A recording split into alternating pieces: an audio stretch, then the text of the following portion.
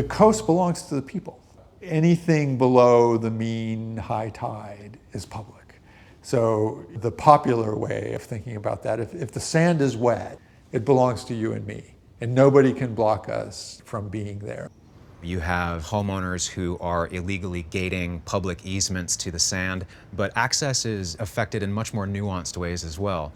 It has to do with transportation, it has to do with parking. In the summertime, everybody wants to be at the beach. There's only so many parking spots on the street where you don't have to pay.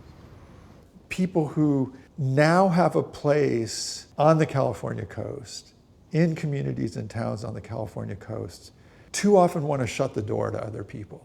They say, we've got our beachfront property. We don't want other people coming. We're going to put up a gate or close down a road. We don't want to have public transportation coming to our community because the crowds that it'll bring, the other people that will come there. We don't want to prioritize affordable housing along the coast or affordable overnight accommodations. You know, we want to keep things just as they are. We have our little California dream, and we want to keep it that way. We believe that the coast belongs to all people in California. It's not just for the rich who can afford to, buy up land on the coast and develop it. In communities like Oxnard, we see where that promise hasn't fully become reality.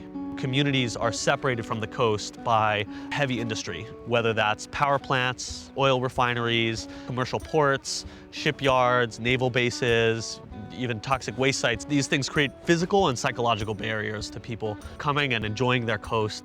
It's very important that a diversity of people participate in the conversation around access to the beach. We have to think of it in the context of history, right? And that's what so often doesn't get factored into these conversations. We think of access as a contemporary issue. It's part of a larger history that led up to these problems of access. African Americans have been demanding their rights to use the beach since the early part of the 20th century.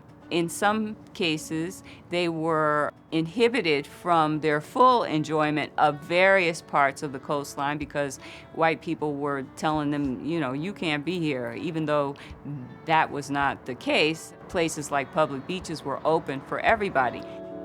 It's about how indigenous people, how were they the first people to lose access?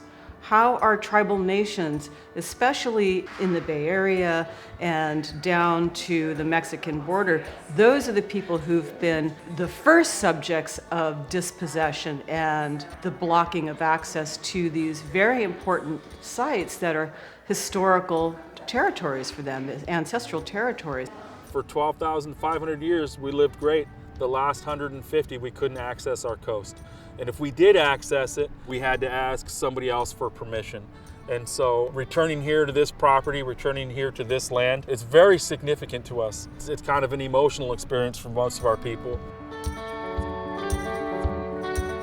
Cultural barriers to access to the California coast all too often are still just as important as the economic barriers, the cost of visiting the coast, which has gotten out of reach for nearly half of Californians.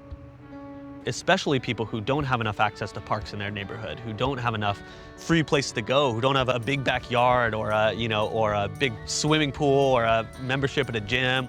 Those are the people who a free public beach means the most to. We need to ensure access for all. And it's what is so important about ensuring that there's a future for the coast, that Californians support a future for the coast, that the majority of Californians don't just think, well, the coast is for somebody else. Because as soon as that happens, the constituency for coastal protection, for protection of the environment, goes away.